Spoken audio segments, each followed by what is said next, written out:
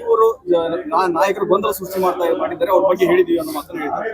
ನಾ ಅದ್ರ ಬಗ್ಗೆ ಏನು ಕಮೆಂಟ್ ಮಾಡೋದಿಲ್ಲ. ಯಾರು ಏನ್ ಬೇಕಾದ್ ಹೇಳಲಕ್ಕ, ನಾ ಅದ್ರ ಬಗ್ಗೆ ಯಾವುದೇ ಪ್ರತಿಕ್ರಿಯೆ ಕೊಡುದಿಲ್ಲ. ನಾ ಕೇಂದ್ರದ ಹೈಕಮಾಂಡ್ ಬಿಟ್ಟದಾಗ ಎಲ್ಲಾರು ನಾ ಮಾತಾಡಿದ್ದೀನಿ. ಹೊಳ್ಳಿ ಮಳ್ಳಿ ಅದನ್ನ ಮಾತಾಡಕ್ ನಾ ತಯಾರಿಲ್ಲ. ಹೋಗಿ ಬಂದ್ರಿ, ನಾನು ಪ್ರಾಮಾಣಿಕ ಅದೀನಿ ಅಂತ ಹೇಳಿ ನನ್ನನ್ನ ಕಿತ್ತೊಗಿಯಕ್ ಆಗ್ಲಿಲ್ಲ. ಹೌದು, ಯಾರು ಸರ್ ಕಿತ್ತೊಗಿಲಿಕ್ಕೆ? ಭ್ರಷ್ಟಾಚಾರ ಅವ್ರ ಹಗಣಿದ್ರು ನನ್ನ ಬಿಡ್ತಿದ್ರ ಇವರೆಲ್ಲ ಕೂಡ. ಏನು ನನ್ನ ಮ್ಯಾಗನು ರೇಡ್ ಹಾಕ್ಬೇಕಂತ ಮಾಡ್ಯಾರ, ನನ್ನ ಮ್ಯಾಗನು ಇಂಟೆಲಿಜೆನ್ಸ್ ಇಟ್ಟಾರ, ಎಲ್ಲಾನು ನೋಡಿ ಬಿಟ್ಟಾರಿ. ಏನೋ ಆಗಿಲ್ಲ, ಅದಕ್ಕೆ ಸುಮ್ ಕೂತಾರತ್ತೆ. ನಿಮ್ಮ ಪಕ್ಷದ ಗೌಡ್ರ ಬೆನ್ನಿಗೆ ಒಂದು ಶಕ್ತಿ ಇದೆ ಅಂತಕ್ಕಂಥದ್ದು. ಭಗವಂತನ ಶಕ್ತಿ ಇದೆ, ಜನರ ಶಕ್ತಿ ಇದೆ. ಸಭೆ ನಡೀತಾ ಇದೆ, ಮಾಡ್ಲಿಲ್ಲ.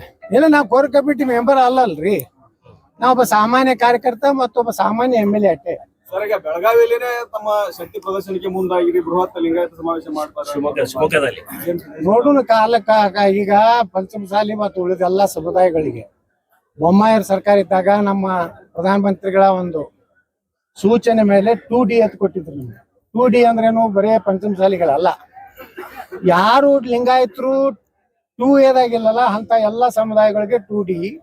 ಮರಾಠ ಸಮಾಜ, ಜೈನ ಮತ್ತು ಕ್ರಿಶ್ಚಿಯನ್ ಇವ್ರಿಗೆಲ್ಲ ಕೂಡಿ 7% ಕೊಟ್ಟಾರ. ಅದನ್ನ ನಾವು ಕೊಡ್ರಿ. ಇಲ್ಲಕಂದ್ರ ಕಾಂಗ್ರೆಸ್ MLAಗಳು ಏನ್ ಹೇಳ್ತಾರ, ನಾವು ಏನ್ 2Aನೇ ಕೊಡಿಸ್ತೀವತ್ತಾರ. ಅದನ್ನಾರು ಕೊಡ್ರಿ, ಇದನ್ನಾರು ಕೊಡ್ರಿ, ಎಲ್ಲಾ ಸಮುದಾಯಕ್ಕೆ ನ್ಯಾಯ ಕೊಡ್ರಿ.